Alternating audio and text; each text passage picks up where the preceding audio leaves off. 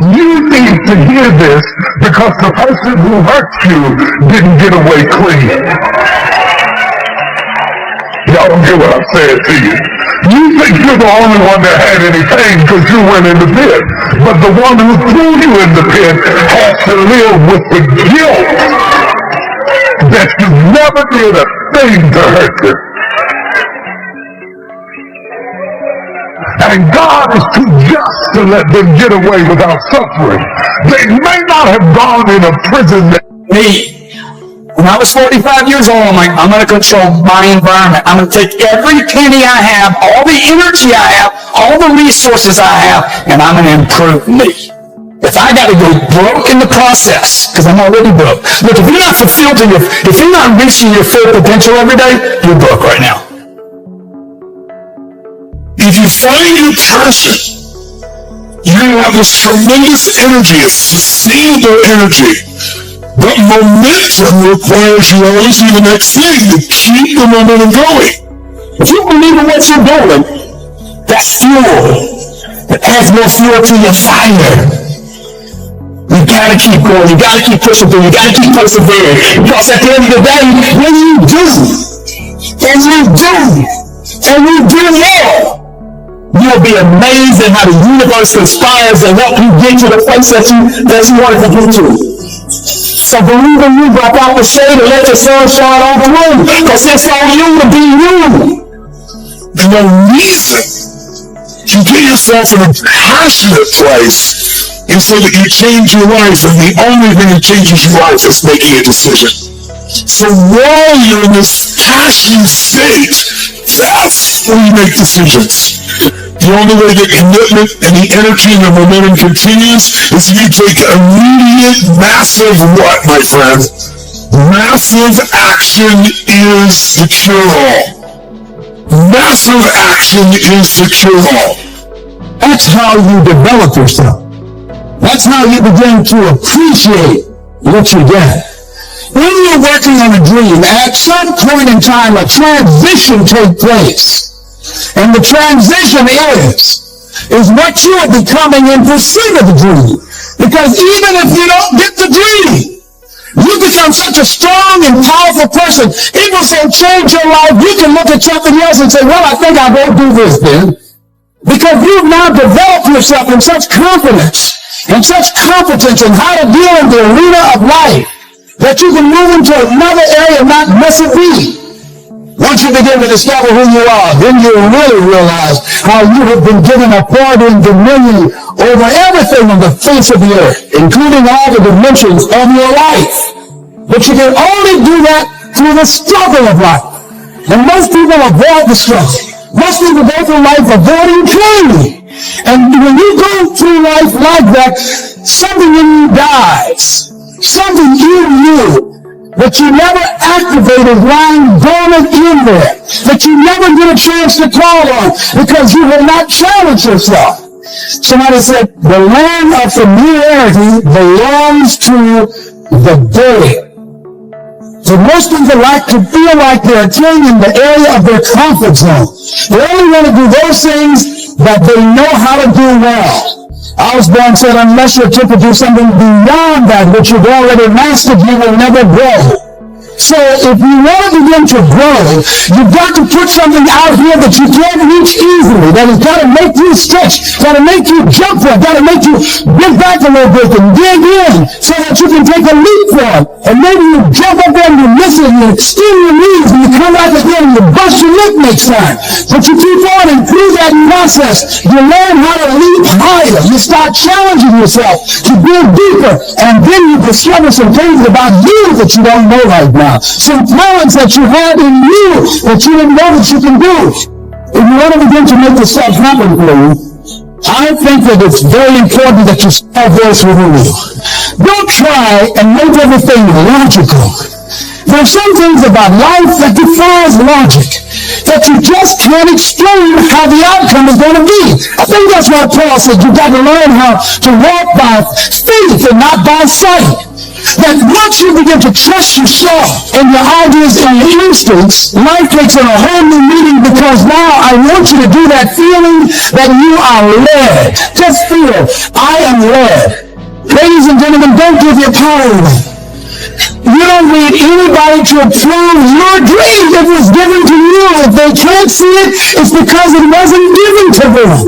It was given to you. Hold it, nourish it, cultivate it, work on it. It's yours. It's your baby. Work on it until it comes into fruition. I gave away my power, and I said, I'm not going to do that. No. Here's something else for those who work today. Do what you know is right. Treat people like you want to be treated. Don't try and take any shortcuts. Don't try and cheat. Pay your dues up front. I believe, ladies and gentlemen, what goes around, comes around. You can pay now, or you will pay double later. Take action. Not hasty if it isn't required, but don't lose much time. Here's the time to act. When the idea is hot and the emotion is strong, that's the time to act. So, Miss Mary, I'd like to have a library like yours. See if you feel strong about that. What you got to do is get the first book and then get the second book. Before the feeling passes and before the idea gets dim, action pronto. Action immediate. Action as soon as possible. Because if we don't, here's what happens. We call it the law of diminishing intent. We intend to when the idea strikes. We intend to when the emotion is hot. But now if you don't translate that into action fairly soon, now the intent starts to diminish. And a month from now it's cold. A year from now, can't be found. So act. Set up a discipline when the emotions are high and the idea is strong, clear, and powerful. That's the time to set up the discipline. Somebody talks about good health and you're scared. It's right. You need to get a book on nutrition. Get the book before the idea passes and before the emotion gets cold. Go for the book. Start the library. Start the process. Fall on the floor. Do some push-ups. Action. Gotta take action. Otherwise, the wisdom is wasted. Otherwise, the emotion soon passes. Unless you put it into a disciplined activity. Capture it. Disciplines is called how to capture the emotion and how to capture the wisdom and translate it into equity. Now here's what's important about disciplines. All disciplines affect each other. In fact, here's a good philosophical phrase. Everything affects everything else. Nothing stands alone. So be naive in saying, well, this doesn't matter. I'm telling you, everything matters. There are some things that matter more than others, but there isn't anything that doesn't matter. Key to take home. Every letdown affects the rest of your performance. Every letdown affects the rest. This is part of the educational process on personal development. If you don't take a walk around the block, you probably won't do the apple a day. If you don't do the apple a day, you probably won't start building your library. You won't build your library, you probably won't keep it going. You won't take pictures, and you won't do this, you won't do wise things with your money, you won't do wise things with your time, you won't do wise things with your possibilities and relationships, and the first thing you know, 6 years of that accumulated, and we say you have messed up. So the whole key to reversing that process now is to start picking up these disciplines. Now here's the positive side. Every new discipline affects the rest of your disciplines. Every new one affects the rest. That's why action is so important. The least action, the smallest action. Take it. So when you start accomplishing and the value starts to return for one action, it'll inspire you to do the next one and the next one and the next one. You start walking around the block, it'll inspire you to get an apple. Get an apple, it'll inspire you to get a book. Get a book, it'll inspire you to get a journal. Get a journal, it'll inspire you to grow, develop some skills. All disciplines affect each other. That most men live lives of quiet desperation. It's one of my favorite quotes ever because it's true. You're just in this world where you just can't wait to just run away. But I think one of the reasons why these people have this deep-seated anger and resentment is there's a bunch of people out there that have these lives that are deeply unsatisfying. Because I think there are so many people that are working all day long doing something that is deeply unsatisfying and almost painful. Yeah, soul killing. Soul killing. They're stuck in traffic all day, and then they're stuck in a cubicle after that. They relish the time to take a in the bathroom and look at their phone. I mean, they literally do that. That's a highlight of someone's day. They get in traffic on the way home. They get home after that. They're watching television, and if people have a regular day job, if you could just find one thing you do as a passion project and just keep building on it, just keep watering it, keep adding fertilizer, keep giving it attention, keep giving it focus, and you can escape. So making furniture feels good. If you make furniture for a living, and you feel a great satisfaction out of that, and you sell that furniture, look, man, if you can do that, you could cut those corners perfectly and sand everything down nice and stain it, and then it's done, and you get the satisfaction, and you sell it to someone, and that pays your bills. That is infinitely more satisfying than being stuck in some cubicle working for someone that you don't want to work for, having to have these stupid office meetings, talking to people in human resources, sitting down with your supervisor where they evaluate your job performance, and you're not really, you really need to be enthusiastic about this company. This company is your future. You're like, kill me now. There's a lot of people out there that would way rather do something else, and I hope they understand that they can. There is a way out, that there is a way to do more, to get more, to obtain more. But I personally don't want to lose all that I've been able to get. So I need to make sure that I do everything to keep it. So I can't be content. So there is an understanding, but I refuse to click on the switch of, it's the story, man. Yeah. We're all writing a book. What's your book look like? What does your fucking book look like? Like your life is a book. You got a bunch of chapters in your book, but when they close that book, how good was the book? How good was your book? What was the ending to your book? If the ending to my book can be so amazing because of all that was done, not the money, all that was accomplished, the first to do, the man that did this, he caused a merger between this. Because of his commitment and growth to this, the communities were then given this, made education this, gave books, gave computers, gave all of the things that can be associated with you and your existence become a part of the chapters in your book. So my drive is about my book. New York Times #1 bestseller. If you get to 2, what happens if you get to 3? Hey man, how do books become successful? Who publishes them? I want to start a publishing company. Harvey Publishing. Why not? That's the thing. All I'm doing is sparking the awareness in others to go, why not? Why can't I create? Why can't I start? Why can't I be a business? Why can't I be a CEO? Why can't I be a tech guru? There's so much that some people just don't understand they can do. Let me be a spark to show how many different, you don't have to do just one thing. It was all said and done. My book is going to be full of all the shit that Kevin Hart did. And it's that's the trick, isn't it? It's finding what you love to do. And we talk about hard work all the time. Man, if you got to get up every single morning and remind yourself how hard you need to work, you probably need to choose a different profession. Because that shouldn't be there. I wake up in the morning excited to get to it. If I'm not training, I'm missing it. If I'm not watching a game of basketball, I miss it. There's no place I'd rather be. And if you have that feeling, then you are truly doing what God has put you on this earth to do. Your value is to work. It's to learn. It's to absorb. To be a sponge. You always want to outwork your potential. As hard as you believe you can work harder than that. And that's what I tried to do when I first came in the league. But basketball is such a direct competition sport that me coming in at 17, I hated winning.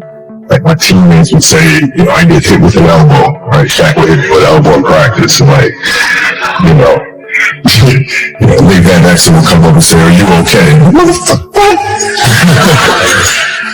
Wow, are you okay? What the hell is wrong with you? You know, so like I always had that extra chip on my shoulder. So like every day in practice for me was really trying to annihilate everybody that I was playing against. Because I wanted to prove you don't need to babysit me. Like I'm fine, you know. And so it's always that competitive nature, the work ethic, and curiosity. If I could work that hard every day, with being blessed with the physical tools that I have, what would my career be? And I made a promise to myself in that day that I was going to work that hard every single day, so that when I do retire, I have no regrets. And that was the most important thing for me, is to leave no stone unturned, get better every single day. And if I lived that way, then over time, you know, I'd have something that was beautiful. And that was my philosophy. It seems like a pretty simple one, but you know, if you live your life to just get better every single day, and do that for 20 years, what do you have? I'm motivated by fear. Fear of fear. I hate being scared to do something. It's very simple. This is what I believe, and I'm willing to die for it. Yeah. Period. You can't be scared to die for the truth. The truth is the only thing that's ever going to be constant. And you can't fear what might happen to you if you were to tell the truth. Because what happens to you if you don't tell the truth is worse than telling the truth will ever be. The first step before anybody else in the world believes it is you have to believe it. There's no reason to have a plan B because it distracts from plan A. I've never really viewed myself as particularly talented. Where I excel is ridiculous, sickening work ethic. You know, while the other guy's sleeping, I'm working. While the other guy's eating, I'm working. Why I think I fight? Do I enjoy it? No. Do I enjoy training? No. Do I enjoy cutting weight? No. Am I nervous? Yes. Do I think to myself, what am I doing? Yes. Completely. Unfortunately, it's one of those things you're either born with it or not. The only way I can explain it, to try and make it make any sense, is that if I'm not doing something which is either extremely difficult or extremely stressful, I'm in a perpetual state of crippling boredom. I can't explain it. I see other people live their lives and they're like, oh, I can't wait for the weekend because I want to watch this movie. I think, who cares about a movie? You're looking forward to the weekend for a movie? Looking forward to the weekend to get drunk? Like, these things to me are so mundane. They mean nothing. And if I don't fight, if I'm not in a situation where I'm stressed or worried or concerned, I'm just perpetually bored. And boredom is crippling. If you're an intelligent person and you've got a good brain on your shoulders, you can't just sit there bored. You know? So most smart people take the academic route to avoid boredom. They know, but that's never really interesting to me either. Although I've always been an intelligent guy, I've always done well academically, it never interested me. And then I see people climb Mount Everest or jump off buildings or do base jumping, or the guy who jumps from space, what's he doing? He's crazy. I understand that some people can't live their lives. Some people cannot just function 9 to 5 office job your current needs. That's not some individuals, and it's not for me. I was a 4-time kickboxing world champion. For 12 years, I trained 5 hours a day, 6 days a week. And I was motivated to train only about 25% of the time. The rest of the time I went because I am disciplined. You don't feel like going through that shit on a Wednesday morning when you wake up, and you have to do it because you're disciplined. You're either a disciplined individual or you are not a disciplined. There's a difference between want and want. And I say this all the time. People say to me, I want to be rich. And I say, okay, well, I want to be able to ice skate. But I don't want to be able to ice skate enough to go learn how to ice skate, so it can't be bothered. I mean, surely if I could clip my fingers and be a figure skater, I'd clip my fingers. Who wouldn't? Hey there champions, welcome back to Fresh Never Give Up Motivation. Today we have got a message that's going to set your soul on fire. We are talking about something powerful, something liberating. You can escape. Yes, you hear it on right. No matter where you are in life, no matter the challenges you are facing, there's always a way out, a way to break free from life, the life you dream of. Life throws challenges at us, big and small. It might feel like you are trapped, suffocating under the weight of your circumstance. But today, I want you to understand one simple truth. You have the power to escape. It starts with a shift in mindset. Understand that your current situation does not define you.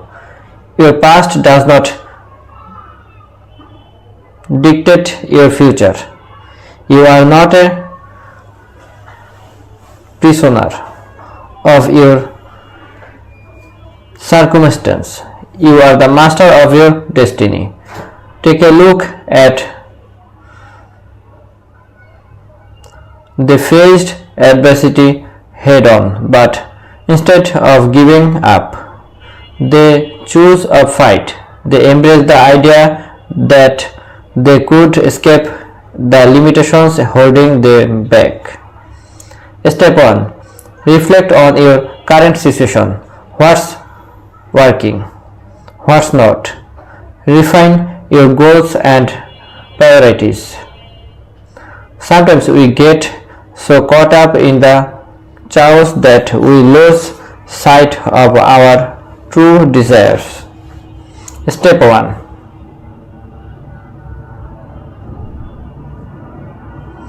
Step 2. Break the chains. Identify the things holding you back, whether it's fear, self-doubt, or external circumstance. It's time to cut out those types and set yourself free. Step 3.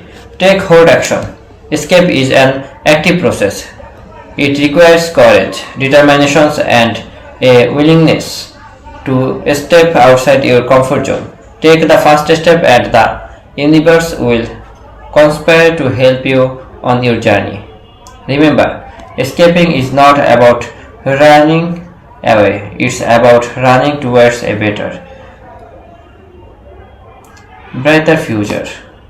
You have the power within you to escape the limitations and create a life that aligns with your dreams. So my fellow escape artist, go out there and seize the life you deserve.